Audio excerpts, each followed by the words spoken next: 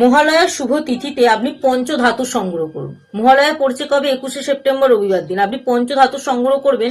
পঞ্চধাতুর মধ্যে পড়ছে সোনা, রূপা, লোহা, তামা আর দস্তা। এই পঞ্চধাতু একটি লাল চেলি কাপড় নেবেন। সেই লাল চেলি কাপড়ের মধ্যে ওই পঞ্চধাতুকে রাখে তাতে 8টি অপরাজিতা ফুল দেবেন এবং ভালো করে সেটাকে বেঁধে আপনি আপনার ঠাকুরের স্থানে রেখে দিন। এতে আপনার আর্থিক দিকের উন্নতি কিন্তু আস্তে আস্তে বৃদ্ধি পাবে। যাদের সংসারে দারিদ্রতা অতিরিক্ত বেড়ে গেছে তারা কিন্তু এই মহালয়ার শুভ তিথিতে 8টি পান পাতা জোগাড় করবেন। তবে দেখবেন পান পাতাগুলো যেন অখণ্ড হয়, অর্থাৎ যেন দাগ না থাকে, ছেঁড়া না থাকে, অপরিষ্কার না থাকে। পরিষ্কার পান পাতা নেবেন এবং গঙ্গা জলে ধুয়ে নেবেন। তারপর তাতে 8টি সুপারি দেবেন, দিয়ে একটা লাল চেলি কাপড়ের মধ্যে সেগুলো রেখে আপনি 8টি অপরাজিতার ফুল দেবেন। 8টি অপরাজিতার ফুল দিয়ে ভালো করে সেটিকে 3বার গিট দেবেন। গিট দেওয়ার পর আপনার আশেপাশে যদি কোনো দেবী মন্দির থাকে যেখানে পুজো হয়, মায়ের মন্দির বা মহাদেবের মন্দির থাকলেও আপনি সেই মন্দিরে গিয়ে বাবার পায়ে অথবা কালী মায়ের পায়ে যদি স্পর্শ করে সেটিকে আপনি আপনার ঠাকুরের স্থানে এসে রেখে দিতে পারেন বা যে কোনো আপনার বাড়ির পবিত্র স্থানে রেখে দিতে পারেন, তাহলে কিন্তু আপনার সংসার থেকে দারিদ্রতা আস্তে আস্তে বিদায় নেবে। এছাড়াও আমাদের সংসারে দেখবেন নানা রকম নেতিবাচক শক্তি বৃদ্ধি পায়। নেতিবাচক শক্তি যখন বৃদ্ধি পায় আমাদের বাস্তু সমস্যাও কিন্তু আস্তে আস্তে লাগে।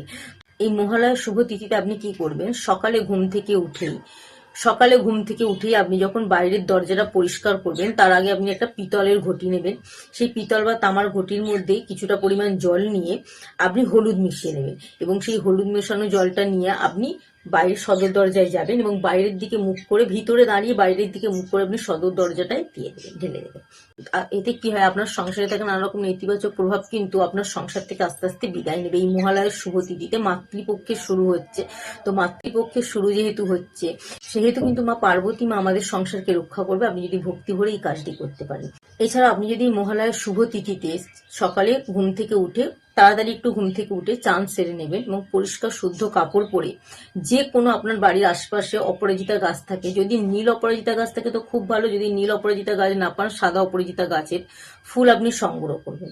1টি বা 2টি বা 3টি সংগ্রহ করে আপনি নিয়ে আসবেন। এনে আপনি যখন ঠাকুরের পুজো করতে বসবেন সেই সময় কিন্তু আপনি হাতের মধ্যে অপরাজিতা ফুলটা নেবেন এবং ওম অপরাজিতায় নমঃ এই মন্ত্রটি 108 বার জপ করে আপনি সেটিকে যে কোনো ভগবানের পায়ে স্পর্শ করাবেন। যদি মা পার্বতী মায়ের মূর্তি থাকে বা মা লক্ষ্মী দেবীর মূর্তি থাকে বা মহাদেবের মূর্তি থাকে, সেই পায়ের চরণে স্পর্শ করিয়ে কিন্তু আপনি সেটিকে একটি অর্থ রাখার স্থানে রেখে দেবেন। এতে কিন্তু আপনার সংসারে অর্থের দিকে উন্নতি বৃদ্ধি পায়।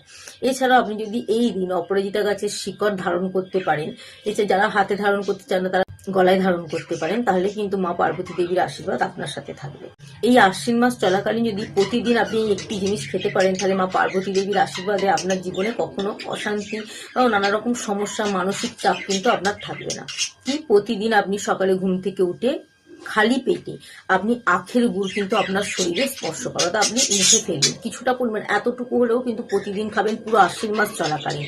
এই আশ্বিন মাস চলাকালীন যদি আপনি প্রতিদিন আখের গুড় খেতে পারেন তাহলে কিন্তু আপনার সূর্য দেবতা, মঙ্গল গ্রহ এবং বৃহস্পতির স্ট্রং হয়, অর্থাৎ মজবুত হয়। আর এই 3টে গ্রহ যখন আমাদের মজবুত থাকে তখন কিন্তু আমাদের জীবনে কোনো বাধা বিপত্তি আসে না। আর এই মাতৃপক্ষ চলাকালীন এই মহালয়ের দিনটা এতটাই শুভ একটা তিথি, অবশ্যই মা পার্বতী দেবীর আশীর্বাদ পেতে এই মহালয়ের দিন থেকে শুরু করে আশ্বিন মাস পুরো মাসটা কিন্তু আপনি আখের গুড় খাবেন। এছাড়াও যে কাজগুলো বললাম, যে টোটকাগুলো বললাম, সেগুলো যদি ভক্তি ভরে আপনি পালন করতে পারেন তাহলে কিন্তু মা পার্বতী দেবীর সাথে সাথে মহাদেবের আশীর্বাদ আপনি লাভ করতে পারবেন।